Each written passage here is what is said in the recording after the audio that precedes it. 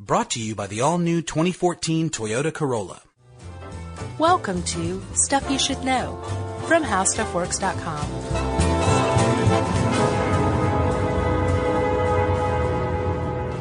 Hey, and welcome to the podcast. I'm Josh Clark. There's Charles W. Chuck Bryan. It's very spooky. It's Halloween. This and the holiday episode, Christmas holiday episode, are my favorite two of the year. Yes. Oh, yeah. It's a tradition now. I love tradition. Yeah. Custom. Yeah, you want to explain what we do each Halloween? In case people aren't in the know? We like to read a scary story for Halloween. The first few years we read public domain scary stories, H.P. Lovecraft, Edgar Allan Poe. Yeah. So, Chuck, if you'll remember last year, we held a horror fiction contest. Yeah. Yeah. And we came up with the winner. There was a Sweet 16. You can actually go read them on StuffYouShouldKnow.com. All 16 of them are awesome. And then we had like a leg wrestling competition. And the guy who came out on top was Brett S. Arnold with his really awesome story, Signed Forever and Ever. Yeah. Thank you, strong leg Josh. I didn't leg wrestle. I just watched. Oh, that was me and Tracy. Yeah. You don't remember? This is a little awkward. It's crazy. Like, Tracy moves really fast. Yeah. And she was strangely agitated, too. Like, she really had something against you. Anyway, Brett S. Arnold won, Signed Forever and Ever. If you haven't heard that, go back and listen to it. It's very creepy. Jerry did some excellent sound design. But this year, we are not holding another contest, are we? No. Even though it was great, that was a lot of reading. That's right. And then this year, we're back at it, reading a very scary short story from the early 20th century, written by a writer named Algernon Blackwood, who is fantastic. Yeah, you get a name like Algernon Blackwood, and you were born to write short story horror. Exactly. Or you're going to found like a Church of Satan or something like that. Yeah, he probably tried both. He's a good writer. Yeah. More positive than you'd think. Yeah, and this is a good one. Just to set it up, it's about a haunted house and a couple of people venturing through this haunted house. Yeah. And it's creepy as H. It is. So we're going to get to it. Jerry's going to lay down the sound design, and we're going to scare the socks off of you. That's right. Happy Halloween to you guys. Turn the lights down, and here we go with The Empty House. By Algernon Blackwood.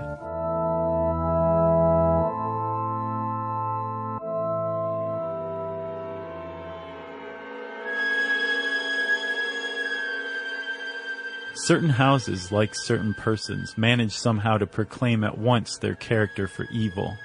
In the case of the latter, no particular feature need betray them. They may boast an open countenance and an ingenuous smile, and yet a little of their company leaves the unalterable conviction that there is something radically amiss with their being, that they are evil. Willy-nilly, they seem to communicate an atmosphere of secret and wicked thoughts which makes those in their immediate neighborhood shrink from them as from a thing diseased. And perhaps, with houses, the same principle is operative, and it is the aroma of evil deeds committed under a particular roof, long after the evildoers have passed away, that makes the goose flesh come and the hair rise. Something of the original passion of the evildoer and of the horror felt by his victim enters the heart of the innocent watcher, and he becomes suddenly conscious of tingling nerves, creeping skin, and a chilling of the blood. He is terror-stricken without apparent cause.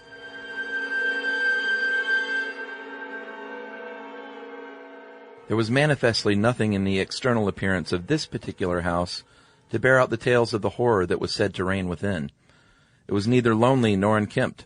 It stood crowded into a corner of the square and looked exactly like the houses on either side of it.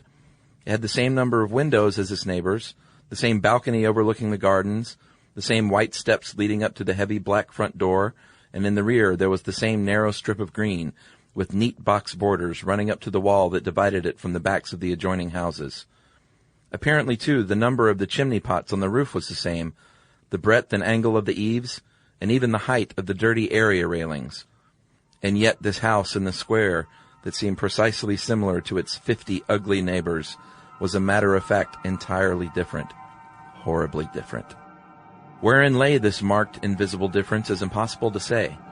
It cannot be ascribed wholly to the imagination, because persons who had spent some time in the house, knowing nothing of the facts, had declared positively that certain rooms were so disagreeable they would rather die than enter them again, and that the atmosphere of the whole house produced in them symptoms of a genuine terror, while the series of innocent tenants who had tried to live in it had been forced to decamp at the shortest possible notice was indeed little less than a scandal in the town.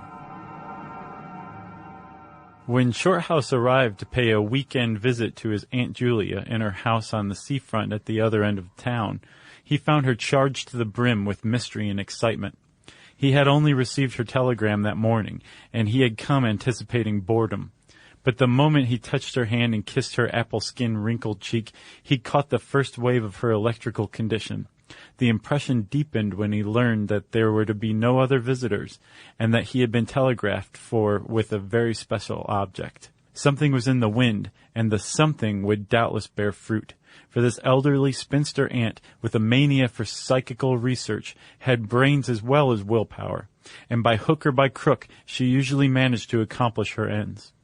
The revelation was made soon after tea, when she sidled close up to him as they paced slowly along the seafront in the dusk. "I've got the keys," she announced in a delighted yet half-awesome voice. "Got them till Monday." "The keys of the bathing machine, or—" he asked innocently, looking from the sea to the town. Nothing brought her so quickly to the point as feigning stupidity. "Neither," she whispered. "I've got the keys of the haunted house in the square, and I'm going there tonight." Shorthouse was conscious of the slightest possible tremor down his back. He dropped his teasing tone. Something in her voice and manner thrilled him. She was in earnest. "But you can't go alone," he began. "That's why I wired for you," she said with decision. He turned to look at her. The ugly, lined, enigmatical face was alive with excitement. There was the glow of genuine enthusiasm round it like a halo. The eyes shone. He caught another wave of her excitement, and a second tremor, more marked than the first, accompanied it. "Thanks, Aunt Julia," he said politely. "Thanks awfully." "I should not dare to go quite alone," she went on, raising her voice. "but with you I should enjoy it immensely. You're afraid of nothing, I know." "Thanks so much," he said again. Is anything likely to happen?" "A great deal has happened," she whispered, "though it's been most cleverly hushed up. 3 tenants have come and gone in the last few months, and the house is said to be empty for good now." In spite of himself, Shorthouse became interested. His aunt was so very much in earnest. "The house is very old indeed," she went on, "and the story, an unpleasant one, dates a long way back. It has to do with a murder committed by a jealous stableman who had some affair with a servant in the house. One night he managed to secrete himself in the cellar, and when everyone was asleep, he crept upstairs to the servants' quarters, chased the girl down to the next landing, and before anyone could come to the rescue, threw her bodily over the banisters into the hall below." "And the stableman?" "Was caught, I believe, and hanged for murder. But it all happened a century ago, and I've not been able to get more details of the story." Shorthouse now felt his interest thoroughly aroused, but, though he was not particularly nervous for himself, he hesitated a little on his aunt's account. "On one condition," he said at length. "Nothing will prevent my going," she said firmly, "but I may as well hear your condition." "That you guarantee your power of self-control if anything really horrible happens. I mean, that you are sure you won't get too frightened."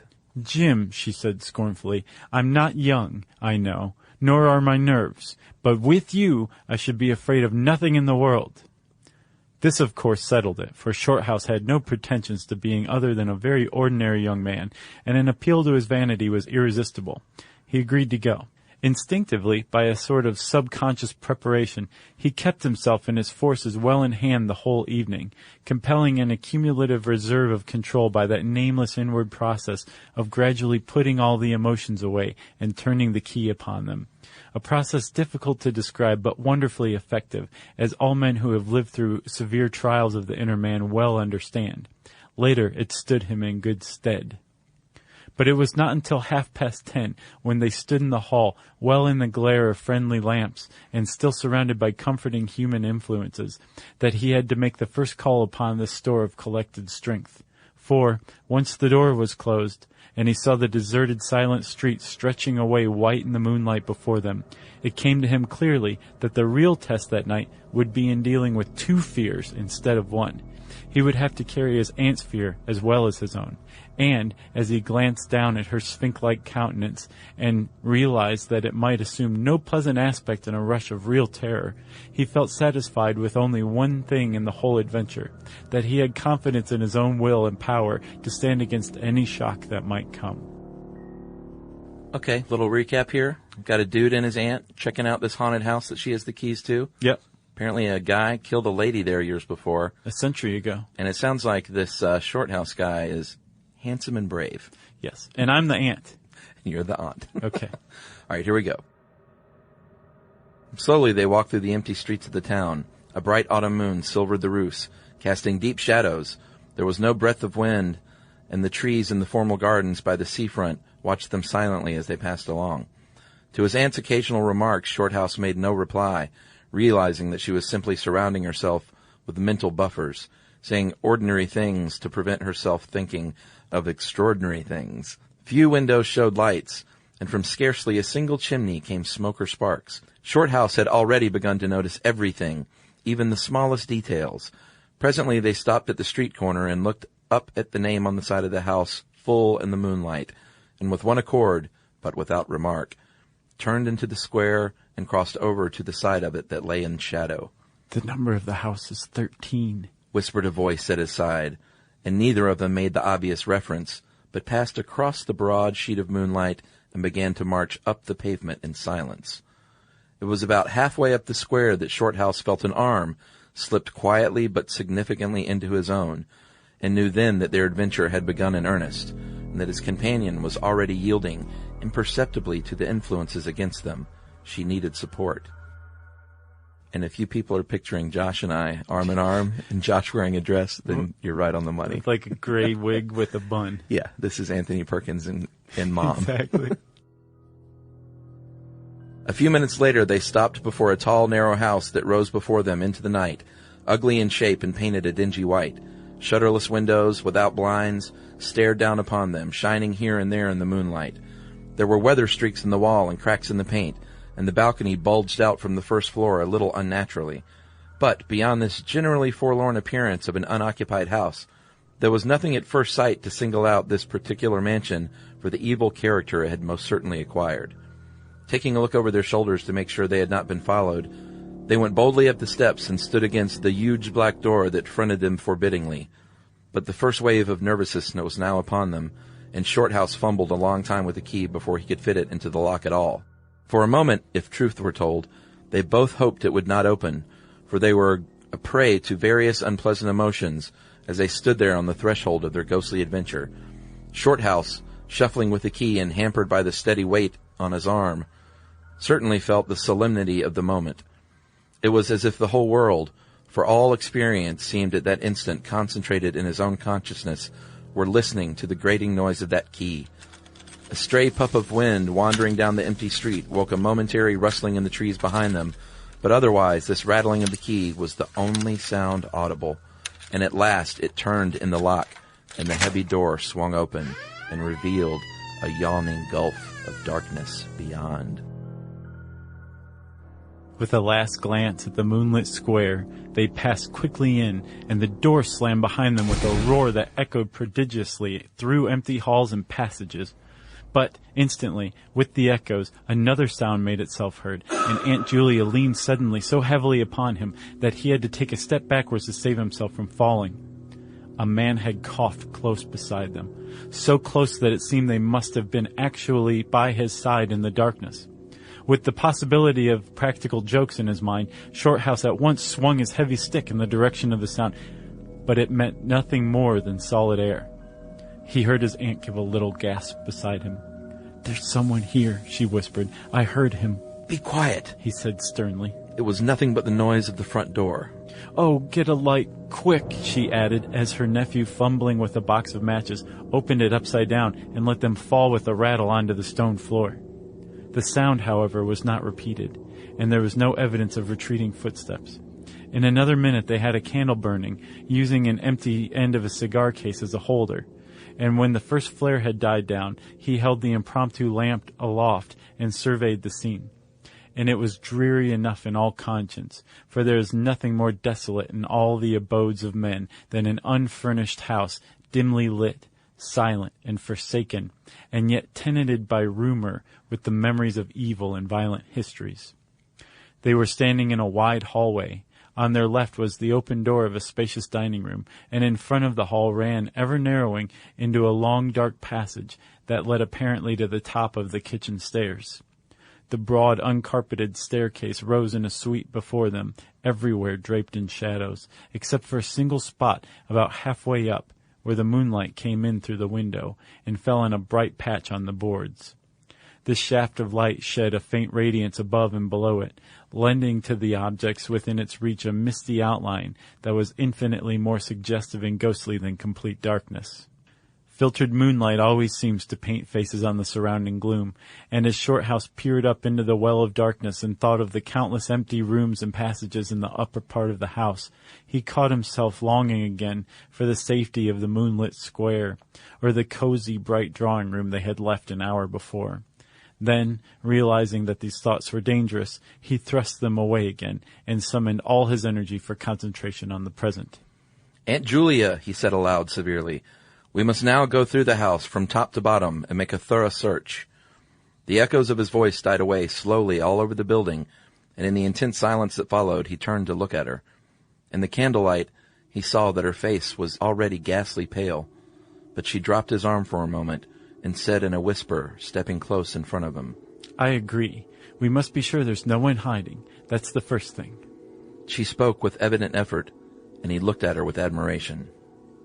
"You feel quite sure of yourself? It's not too late." "I think so," she whispered, her eyes shifting nervously toward shadows behind. "Quite sure. Only one thing."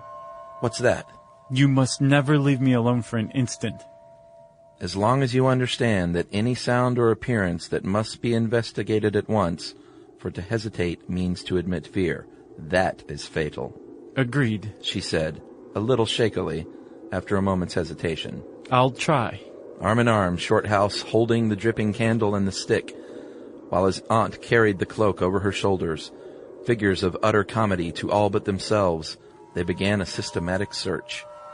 Stealthily, walking on tiptoe, and shading the candle lest it should betray their presence through the shutterless windows, they went first into the big dining room. There was not a stick of furniture to be seen. Bare walls, ugly mantelpieces, and empty grates stared at them. Everything, they felt, resented their intrusion, watching them, as it were, with veiled eyes. Whispers followed them. Shadows flitted noiselessly to the right and left. Something seemed ever at their back, watching, waiting an opportunity to do them injury. There was the inevitable sense that operations which went on when the room was empty had been temporarily suspended till they were well out of way again. The whole dark interior of the old building seemed to become a malignant presence that rose up, warning them to desist and mind their own business. Every moment the strains on the nerves increased. So you hear what's going on now. I mean, like, they're in this house. Yeah, they're checking it out. Empty, it's dark, and yet they both have this impression that they are not alone, that this house is watching them and resents their intrusion. Yeah, and the aunt is clearly a burden. I should just point that out. Yeah, but she's like, really trying to hang in there. I know it was her idea. Let's give her credit. Sure. Out of the gloomy dining room they passed through large folding doors into a sort of library or smoking room, wrapped equally in silence, darkness, and dust. And from this they regained the hall near the top of the back stairs. Here a pitch-black tunnel opened before them into the lower regions, and, it must be confessed, they hesitated, but only for a minute. With the worst of the night still to come, it was essential to turn from nothing.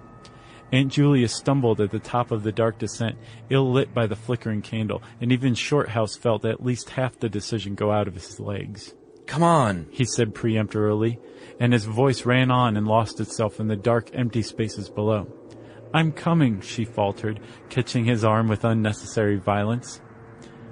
They went a little unsteadily down the stone steps, a cold, damp air meeting them in the face, close and malodorous.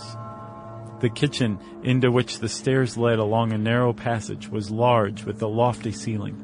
Several doors opened out of it, some into cupboards with empty jars still standing on the shelves, and others into horrible little ghostly back offices, each colder and less inviting than the last.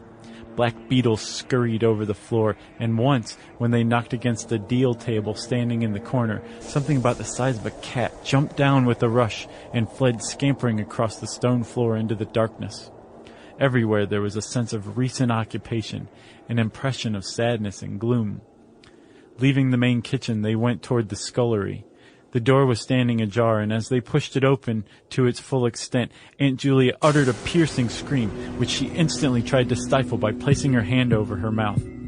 For a second, Shorthouse stood stock still, catching his breath. He felt as if his spine had suddenly become hollow and someone had filled it with particles of ice. Facing them, directly in their way between the doorposts, stood the figure of a woman. She had disheveled hair and wildly staring eyes, and her face was terrified and white as death. She stood there motionless for the space of a single second. Then the candle flickered and she was gone, gone utterly, and the door framed nothing but empty darkness. "Only the beastly jumping candlelight," he said quickly, in a voice that sounded like someone else's and was only half under control. "Come on, Aunt. There's nothing there." He dragged her forward. With a clattering of feet and a great appearance of boldness they went on, but over his body the skin moved as if crawling ants covered it, and he knew by the weight on his arm that he was supplying the force of locomotion for two. The scullery was cold, bare, and empty, more like a large prison cell than anything else. They went round it, tried the door into the yard and the windows, but found them all fastened securely. His aunt moved beside him like a person in a dream. Her eyes were tightly shut, and she seemed merely to follow the pressure of his arm. Her courage filled him with amazement. At the same time, she noticed that a certain odd change had come over her face, a change which somehow evaded his powers of analysis. "There's nothing here, Auntie," he replied aloud quickly. "Let's go upstairs and see the rest of the house. Then we'll choose a room to wait up in." She followed him obediently, keeping close to his side, and they locked the kitchen door behind them. It was a relief to get up again. In the hall there was more light than before, for the moon had traveled a little further down the stairs. Cautiously they began to go up into the dark vault of the upper house, the boards creaking under their weight. On the first floor they found the large double drawing rooms, a search of which revealed nothing. Here also was no sign of furniture or recent occupancy, nothing but dust and neglect and shadows. They opened the big folding doors between front and back drawing rooms, and then came out again to the landing and went upstairs. They had not gone up more than a dozen steps when they both simultaneously stopped to listen, looking into each other's eyes with a new apprehension across the flickering candle flame. From the room they had left, hardly 10 seconds before, came the sound of doors quietly closing. It was beyond all question. They heard the booming noise that accompanies the shutting of heavy doors, followed by the sharp catching of the latch. "We must go back and see," said Shorthouse briefly, in a low tone, and turning to go downstairs again. Somehow she managed to drag after him, her feet catching in her dress, her face livid.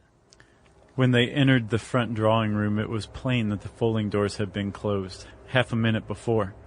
Without hesitation, Shorthouse opened them. He almost expected to see someone facing him in the back room, but only darkness and cold air met him. They went through both rooms, finding nothing unusual. They tried in every way to make the doors close of themselves, but there was not wind enough even to set the candle flame flickering. The doors would not move without strong pressure. All was silent as the grave. Undeniably, the rooms were utterly empty, and the house utterly still. "It's beginning," whispered a voice at his elbow, which he hardly recognized as his aunt's. He nodded acquiescence, taking out his watch to note the time. It was 15 minutes before midnight. He made the entry of exactly what had occurred in his notebook, setting the candle in its case upon the floor in order to do so. It took a moment or two to balance it safely against the wall. Aunt Julia always declared that at this moment she was not actually watching him, but had turned her head toward the inner room, where she fancied she had heard something moving. But, at any rate, both positively agreed that there came a sound of rushing feet, heavy and very swift, and the next instant the candle was out. But to Shorthouse himself had come more than this, and he had always thanked his fortunate stars that it came to him alone and not to his aunt too. For, as he rose from the stooping position of balancing the candle, and before it was actually extinguished, a face thrust itself forward so close to his own that he could almost have touched it with his lips. It was a face working with passion, a man's face, dark with thick features and angry, savage eyes. It belonged to a common man, and it was evil in its ordinary, normal expression, no doubt, but as he saw it, alive with intense, aggressive emotion, it was malignant in a terrible human countenance. There was no movement of the air, nothing but the sound of rushing feet, stockinged or muffled feet, the apparition of the face, and the almost simultaneous extinguishing of the candle. All right, so the S is hitting the fan. The poo-poo is hitting the fan at this point. Yeah, he could have kissed this ghost. Yeah, and they've seen what possibly is a stable man. An angry man. And maybe even the woman he murdered. Maybe so. And there's cats. It's always scary. You hope it's a cat. It was something the size of a cat. Yet they're still in here. Here we go. In spite of himself, Shorthouse uttered a little cry, nearly losing his balance as his aunt clung to him with her whole weight in one moment of real, uncontrollable terror. She made no sound, but simply seized him bodily. Fortunately, however, she had seen nothing, but had only heard the rushing feet, for her control returned almost at once, and he was able to disentangle himself and strike a match. The shadows ran away on all sides before the glare, and his aunt stooped down and groped for the cigar case with the precious candle. Then they discovered that the candle had not been blown out at all. It had been crushed out. The wick was pressed down into the wax, which was flattened as if by some smooth, heavy instrument. How his companion so quickly overcame her terror, Shorthouse never properly understood, but his admiration for her self-control increased tenfold, and at that same time served to feed his own dying flame, for which he was undeniably grateful. Equally inexplicable to him was the evidence of physical force they had just witnessed. He at once suppressed the memories of stories he had heard of, physical mediums and their dangerous phenomena, for if these were true, and either his aunt or himself was unwittingly a physical medium, it meant that they were simply aiding to focus the forces of a haunted house already charged to the brim. It was like walking with unprotected lamps among uncovered stores of gunpowder. So, with as little reflection as possible, he simply relit the candle and went up to the next floor. The arm in his trembled, it is true, and his own tread was often uncertain, but they went on with thoroughness, and after a search revealing nothing, they climbed the last flight of stairs to the top floor of all. Ooh. Here they found a perfect nest of small servants' rooms with broken pieces of furniture, dirty cane-bottomed chairs, chest of drawers, cracked mirrors, and decrepit bedsteads. The room had low sloping ceilings, already hung here and there with cobwebs, small windows, and badly plastered walls, a depressing and dismal region which they were glad to leave behind. Man. Are they going to make it out? I don't know, Chuck. All right. Let's find out. It was on the stroke of midnight when they entered a small room on the third floor, close to the top of the stairs, and arranged to make themselves comfortable for the remainder of their adventure. It was absolutely bare and was said to be the room, then used as a clothes closet, into which the infuriated groom had chased his victim and finally caught her. Outside, across the narrow landing, began the stairs leading up to the floor above, and the servants' quarters where they had just searched. In spite of the chilliness of the night, there was something in the air of this room that cried out for an open window. But there was more than this. Shorthouse could only describe it by saying that he felt less master of himself here than in any other part of the house. There was something that acted directly on his nerves, tiring the resolution, enfeebling the will. He was conscious of this result before he had been in the room 5 minutes, and it was just in the short time that they stayed there that he suffered the wholesale depletion of his vital forces, which was, for himself, the chief horror of the whole experience.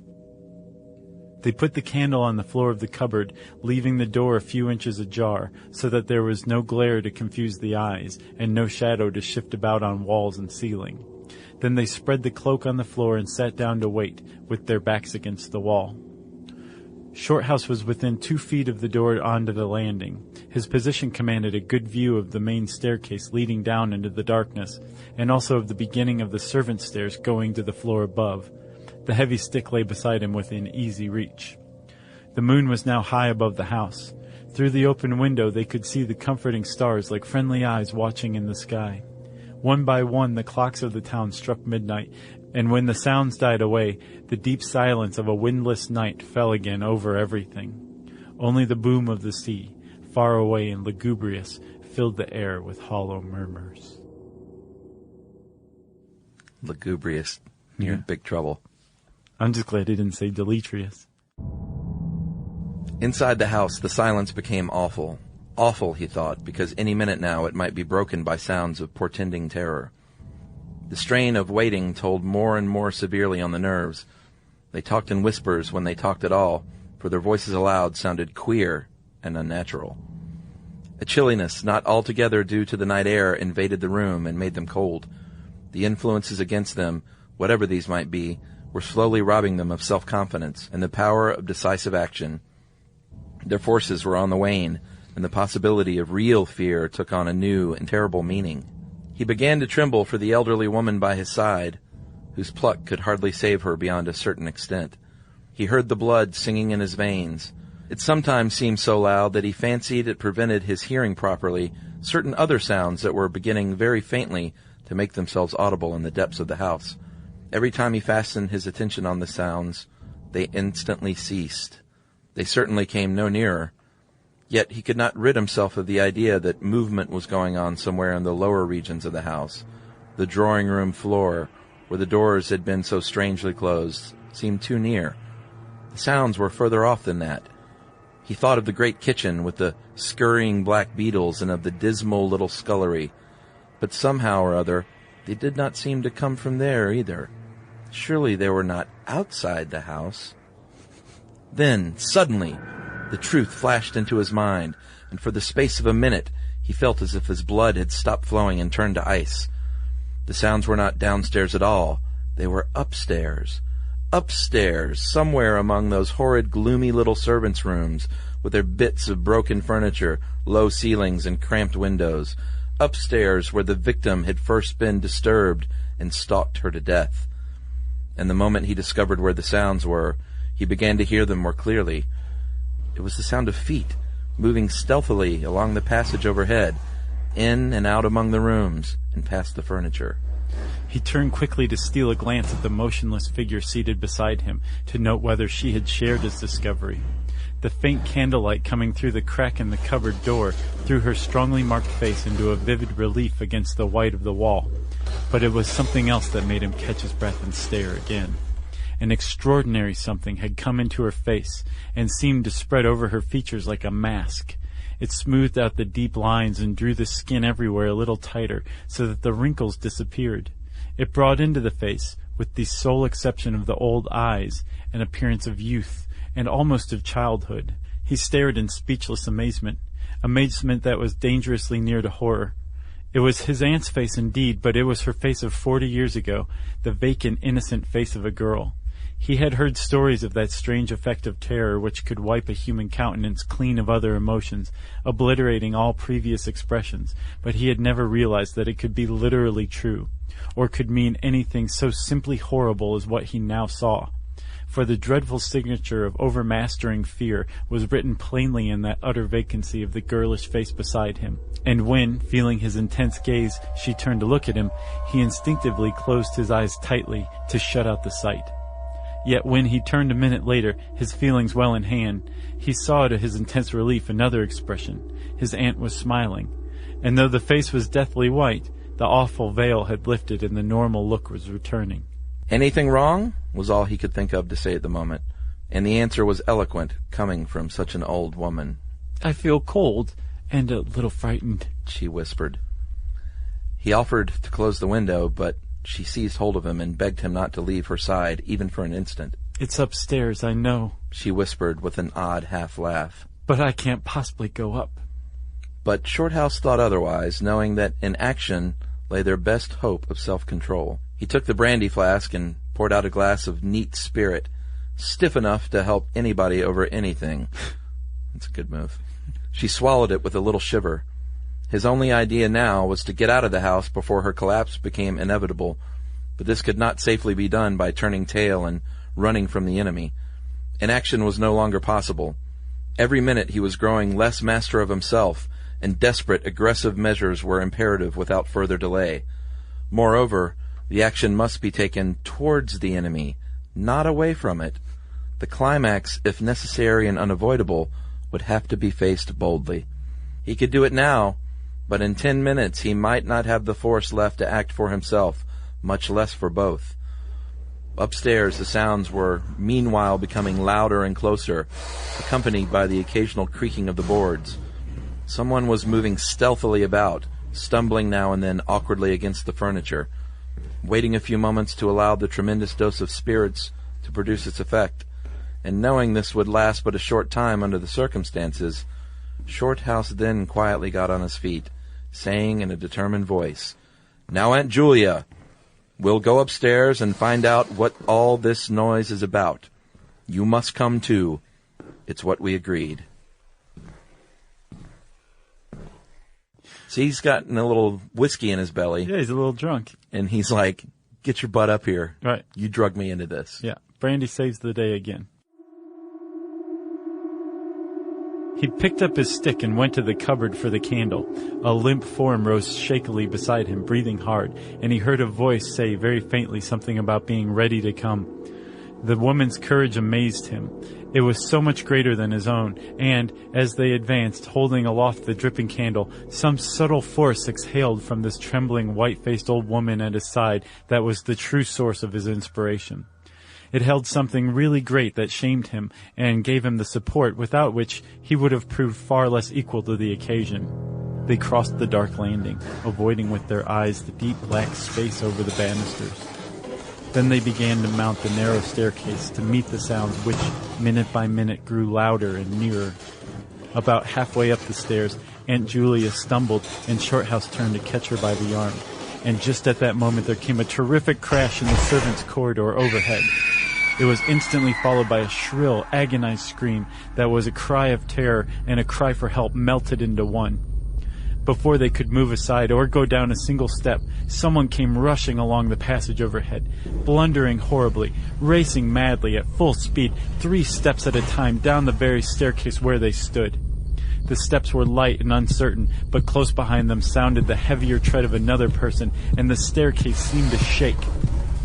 Shorthouse and his companion just had time to flatten themselves against the wall when the jumble of flying steps was upon them, and 2 persons, with the slightest possible interval between them, dashed past at full speed.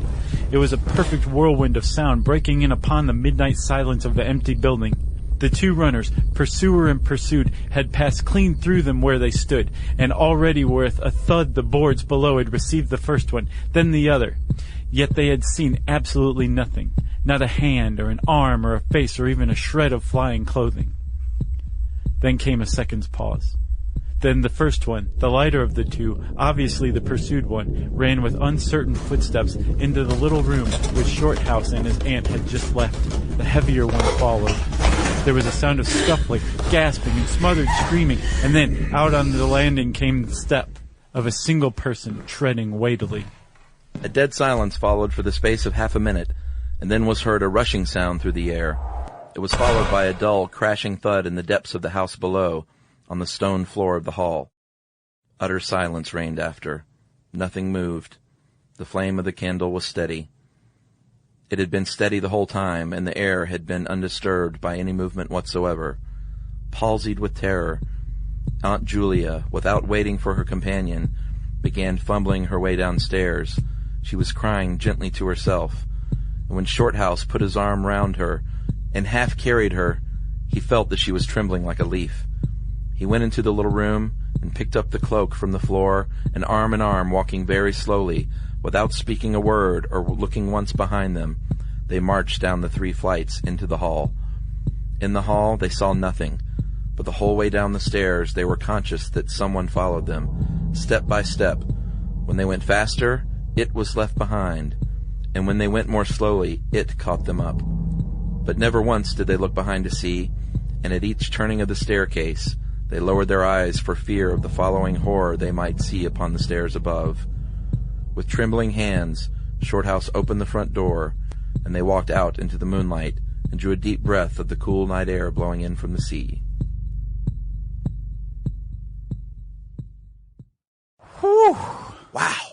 They made it out.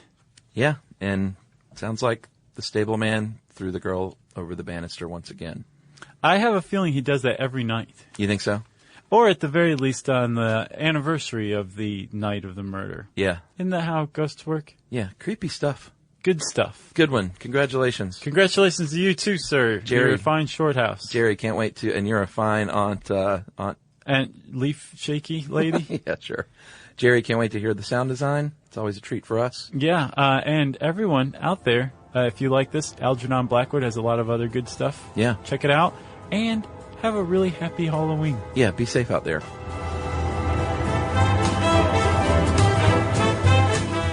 For more on this and thousands of other topics, visit howstuffworks.com.